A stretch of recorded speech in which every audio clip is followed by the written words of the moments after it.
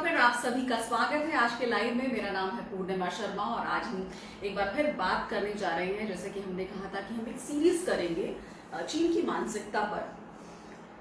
तो अब जो युद्ध है वो साइबर स्पेस में लड़े जाते हैं। किस तरह से ये युद्ध लड़े जाते हैं, क्यों अटैक करते हैं एक देश दूसरे देश पर, साइबर हमले क्यों करता है और इसके पीछे की मानसिकता क्या होती है, किस तरह का ग्रेटिफिकेशन मिलता है जो देश साइबर अटैक करते हैं दूसरे देशों पर। चीन ने भारत पर कितनी बार साइबर हमले किए और अगर हम बात करें अक्टूबर 2020 की तो मुंबई शहर थमसा गया था। क्या हुआ था उस दौरान और किस तरह का साइबर हमला हुआ था। रिकॉर्डेड फ्यूचर जो है अमेरिकन ऑर्गेनाइजेशन, उसने क्या कहा था इस पर, न्यूयॉर्क टाइम्स ने 2021 में इस पर क्या लिखा था और क्या पूरी कहानी है भारत पर हुए साइबर हमले की, उसके पीछे का बैकग्राउंड क्या है। अब जो युद्ध लड़े जाते हैं वो क्यों साइबर स्पेस में लड़े जाते हैं और इसके पीछे जो हमलावर देश होता है उसकी मंशा क्या होती है। किस तरह से देशों के पूरी इंफ्रास्ट्रक्चर को अस्त व्यस्त कर दिया जाता है, चाहे रेल हो, चाहे बिजली घर हो, चाहे पावर प्लांट्स हो, क्योंकि हर चीज अब इंफॉर्मेशन टेक्नोलॉजी से जुड़ी है, बिजली से जुड़ी है।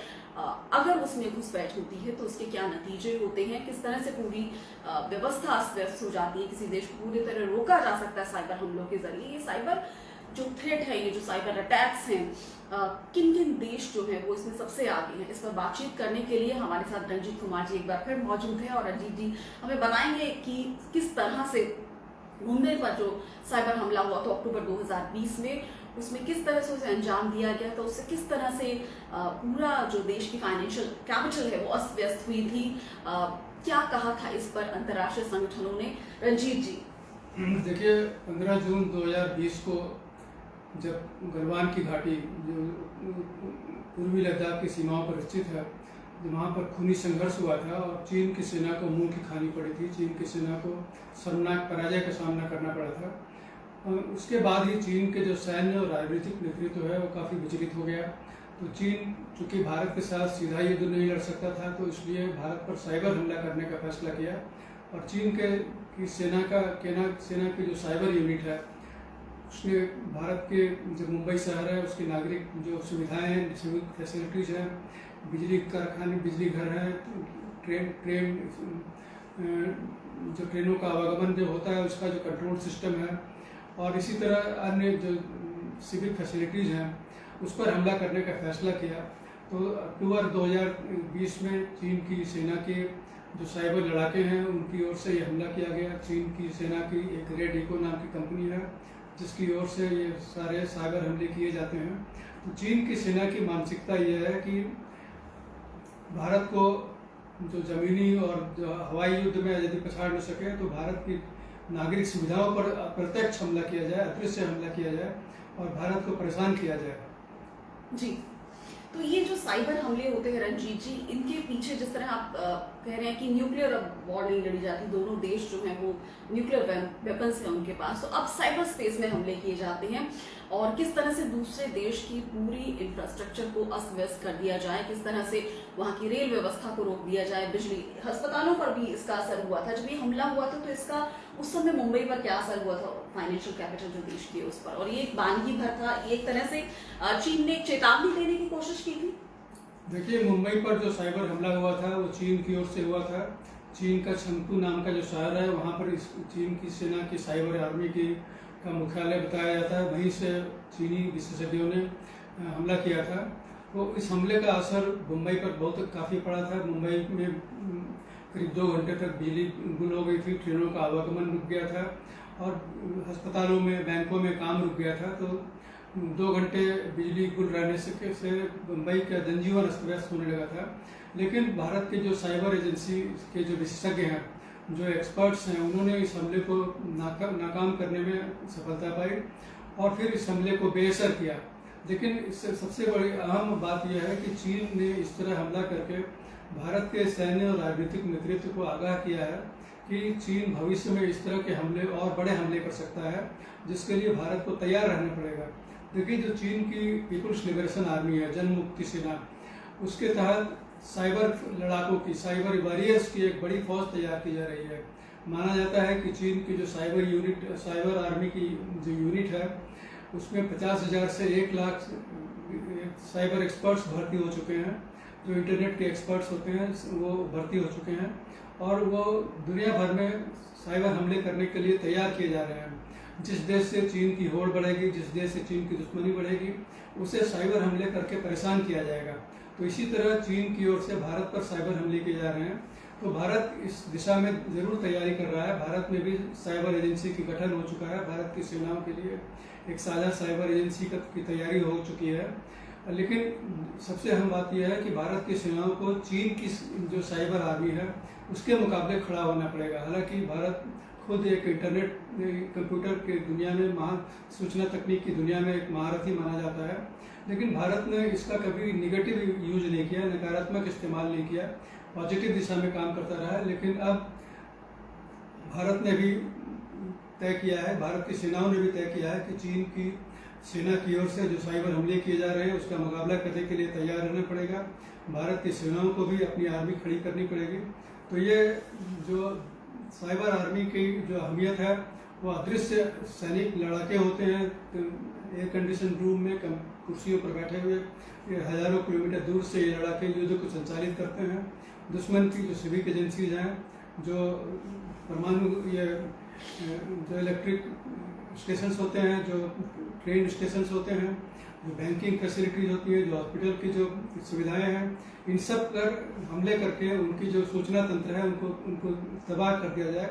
तो ये चीन की रणनीति है कि साइबर तकनीक का इस तरह इस्तेमाल करके दुश्मन को परेशान किया जाए। जी बिल्कुल, चीन की रणनीति रहती है कि साइबर अटैक्स करके जो दूसरे देश हैं उनको परेशान किया जाए, जिससे चीन को लगता है कि कोई थ्रेट है उनकी तरक्की से चीन को, तो वो इस तरह के हमले करता है।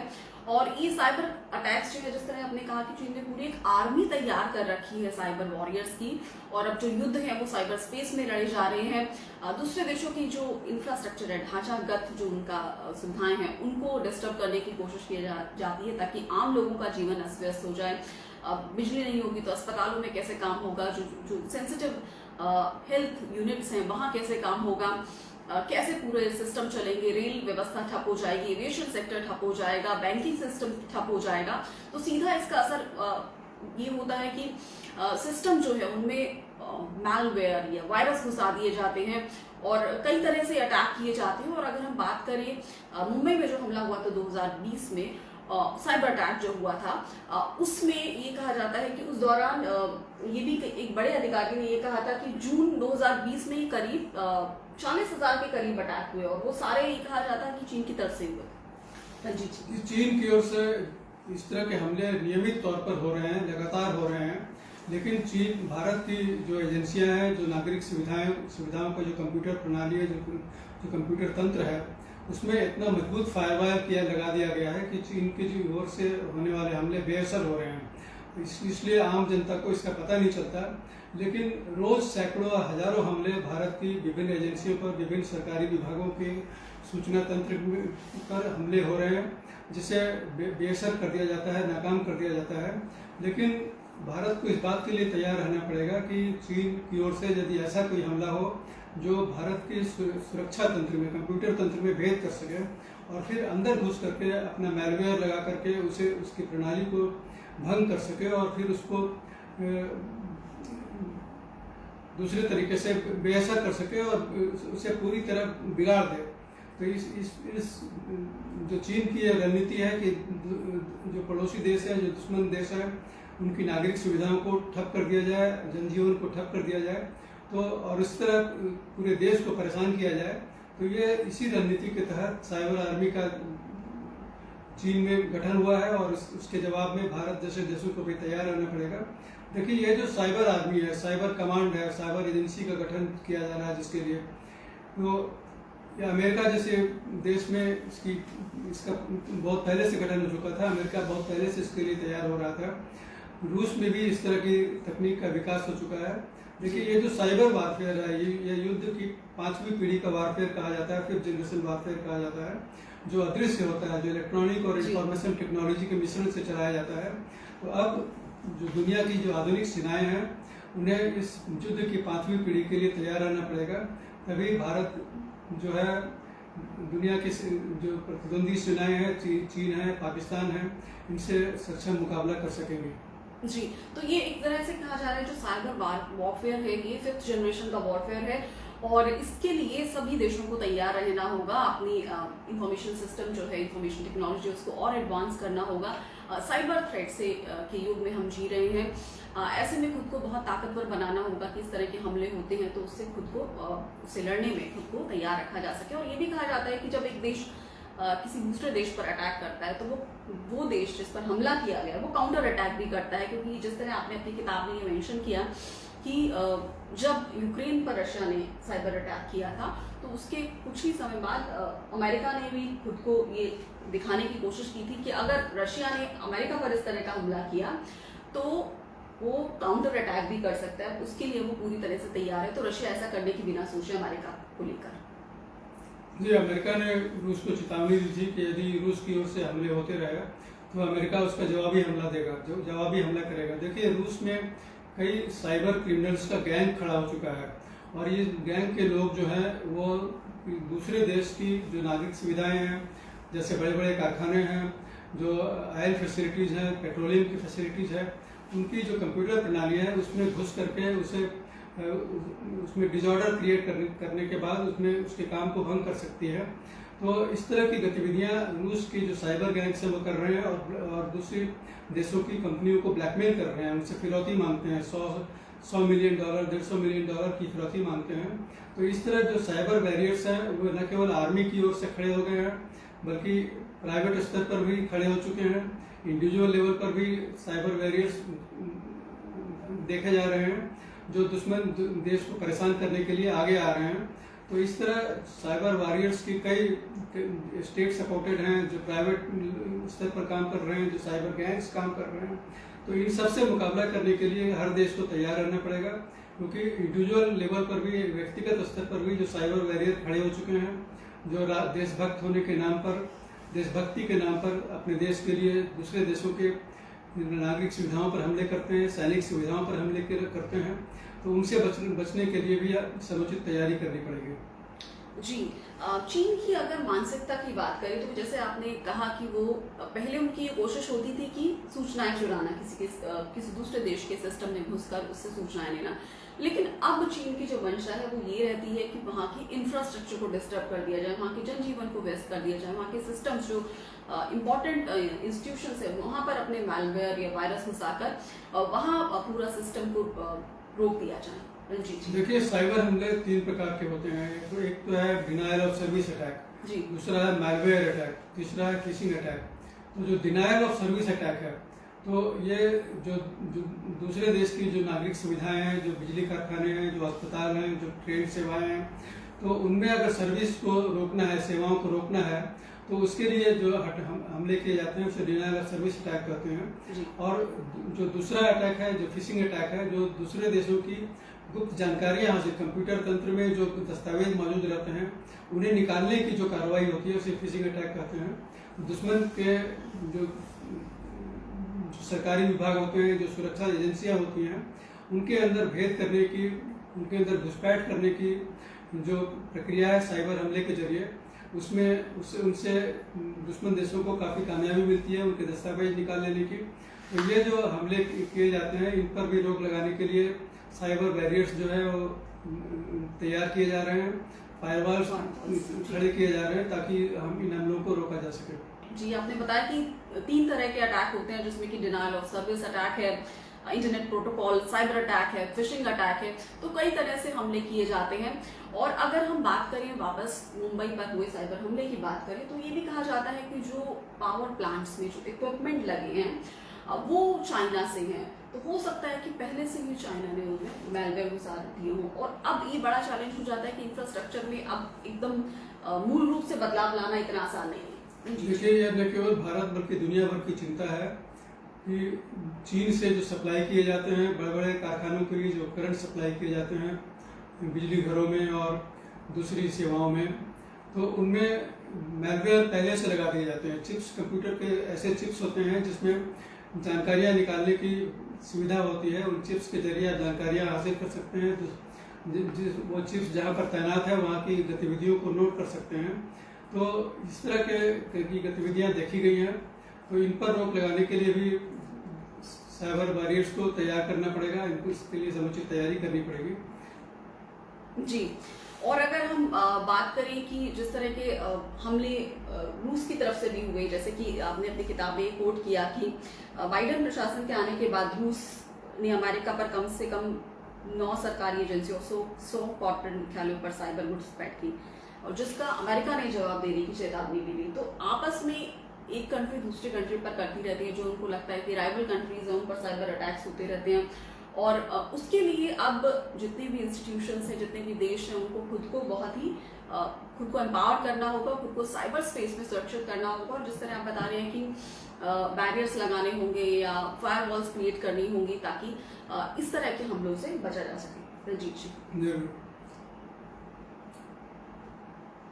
तो अब जिस तरह हमने ये पूरी चर्चा की कि किस तरह से दूसरे देश जो हैं साइबर स्पेस में दूसरे देशों पर अटैक करते हैं और फिर काउंटर अटैक होते हैं, और अब जिस तरह से टेक्निक एडवांस होती जा रही हैं, देश जो हैं वो सिर्फ फिजिकल लेवल पर नहीं, साइबर स्पेस में भी जो है साइबर वॉरियर्स क्रिएट कर रहे हैं। चीन के पास बहुत बड़ी आर्मी है, और जिस तरह कहा जाता है रूस में इस तरह की बहुत गतिविधियां होती हैं कि जो इंस्टीट्यूशंस है उस पर अटैक किए जाते हैं, दूसरे देशों पर अटैक किए जाते हैं, राइवल कंट्रीज पर अटैक किए जाते हैं। मुंबई पे जिस तरह हमने देखा कि पूरी एक तरह से जो व्यवस्था है वो पूरी रुक गई थी जब 2020 में ये हमला हुआ था, और ये एक तरह से ये जताने की कोशिश है कि आप सीमाओं पर, बॉर्डर पर जो गलवान में हुआ था उसके बाद ये अटैक हुए थे भारत में, कि अगर आप बहुत ज़्यादा अपना दम दिखाने की कोशिश करेंगे बॉर्डर पर, तो हम आपके सिस्टम में घुस के वहाँ अटैक करेंगे, फिर आपके जो नागरिकों का जनजीवन है उसको अस्त व्यस्त करने की कोशिश करेंगे। तो अंत में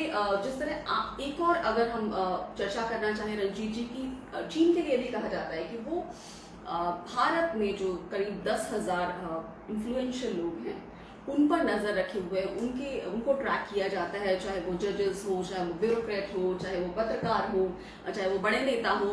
इस तरह की भी एक रिपोर्ट आई थी कि उनकी ट्रैकिंग होती है, और चाइना जो है वो अपनी चाइना की गवर्नमेंट से जो समर्थित एक डेटा इंफॉर्मेशन टेक्नोलॉजी कंपनी है वो इस काम को करती है। देखिए, जो दुश्मन देश की जो महत्वपूर्ण हस्तियां होती हैं उनके बारे में समुचित जानकारी हासिल करने में साइबर टेक्नोलॉजी बहुत काम आ रहा है।